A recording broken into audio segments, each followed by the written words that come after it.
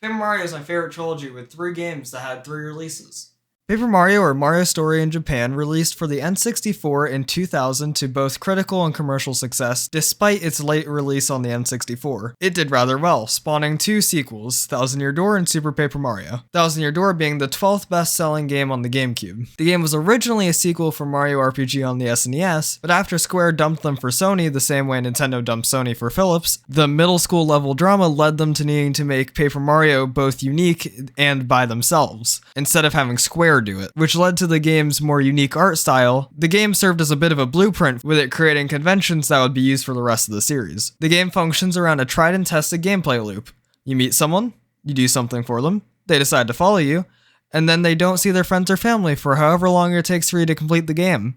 Yeah, I see you with that half-completed save file. Whether it's being told I'm going to die and to save often because of it, or Chuck Quizno asking me about the name of Goombario's sister, the game is designed around saying shit you don't expect, and because of that, you are so much more likely to remember what happened. The game does just some weird shit.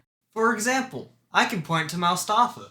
Junior Troopa, this little fucker, has a vendetta against Mario for the entire game. I mean, man crosses an entire ocean to prove a point twice and still loses. Also, let's just ignore that Mario mercilessly beats up a literal child like 10 times throughout the game. I mean, if this man put his efforts into something more fruitful, he could have been a very successful gong farmer, or maybe a good mailman. I mean, have you seen him cross that ocean? Truly impressive stuff. But instead, he was dead set on beating up Mario. The story this game tells is admittedly smaller in scale than either of its true successors, created the core of most of the series' storytelling. The game has a hub world and multiple exits that lead into other worlds that are slowly unlocked by Mario completing challenges and completing quests. Though its design might have been inspired by other games, this general formula is repeated for the rest of the series. I mean, Shy Guy's Toy Blocks is probably one of the most unique sections in the game. The Shy Guys here have the best design. I mean, just look at this guy, trying his best.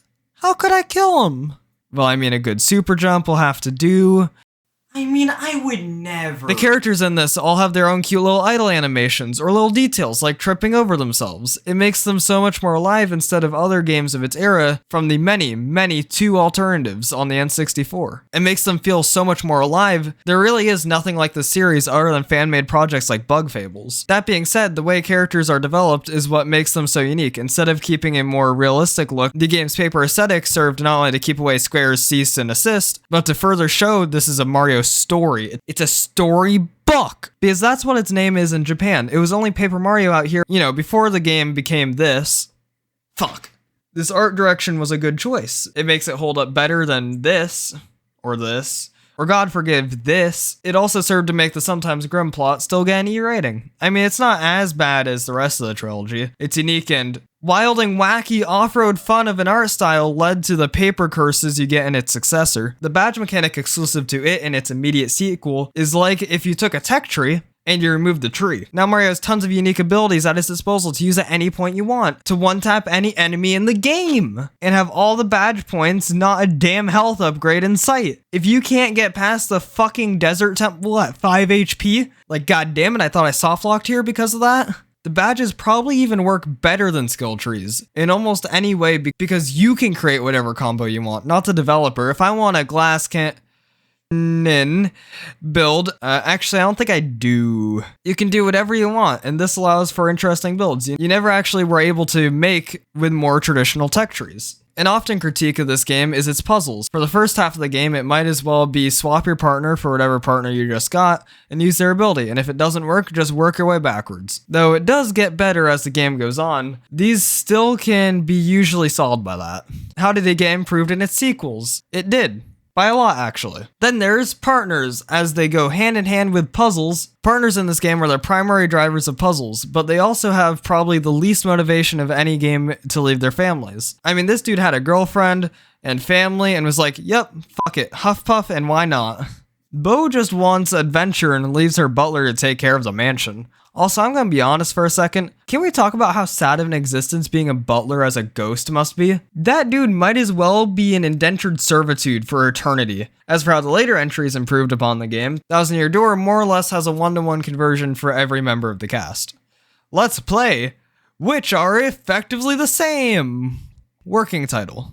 Goombario is the same as Goombella. Let's be honest, Goombella is so much better because you meet her in front of a noose.